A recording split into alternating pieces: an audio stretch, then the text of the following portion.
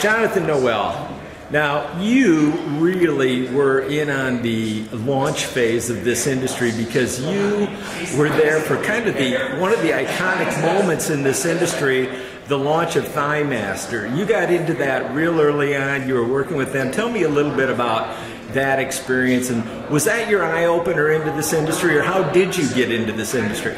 Well, actually, I was in the motion picture business back in the mid-'70s, late '70s. We raised a lot of money for the early Chuck Norris films. We basically did the Good Guys Wear Black, the Octagon.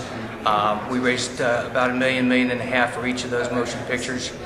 Then I was involved with a number of other things, and then all of a sudden we got involved with I had a production company in Beverly Hills called Trim and Tone Productions, and we were doing a series of videos with a group of aerobics instructors. And a friend of mine, Stuart Carl, had Carl Lorimar Pictures, which evolved with Jane Fonda, and did a lot of videos with Jane. And then I was asked by a friend of mine, who essentially became a friend of mine, was Josh Reynolds. And Josh was the inventor of the mood ring. And when he came with a product called the B-Toner. And we put together our heads and tried to figure out some way of marketing this.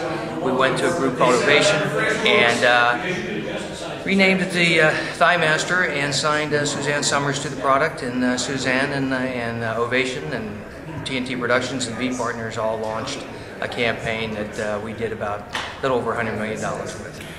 Now, even President Bush, #1, was talking about it from the presidential podium. And that kind of put it into the mainstream, didn't it? And also really opened people's eyes up to direct response. Well, one of the fun things that we did with ThighMaster was Suzanne was very passionately involved with it from the beginning. Ironically, not a lot of people know that we didn't pay her any money up front. And she got it all on the back end. She got a net profit participation, which was significant, but it was all a result of how hard she worked on the program. And we ultimately ended up selling about 7.5 million units. And we took a lot of jabs from people, and a lot of, we were being made fun of a lot. And part of that was at first resented, and then we turned it around and turned it into a positive PR campaign, and essentially said we embraced it and said, you know, it was Suzanne's product, which it really wasn't. But everybody thought it was, and it took off. We were in the comic strips, and like you say, President Bush at the time broke his ThighMaster in the morning, and we did a lot of stuff on Jay Leno and Dave Letterman. Now, you must have been laughing all the way to the bank when they were laughing at you. Well, it was a unique situation. We did do well. We did very well. It's unfortunate we didn't have follow-on products along with it.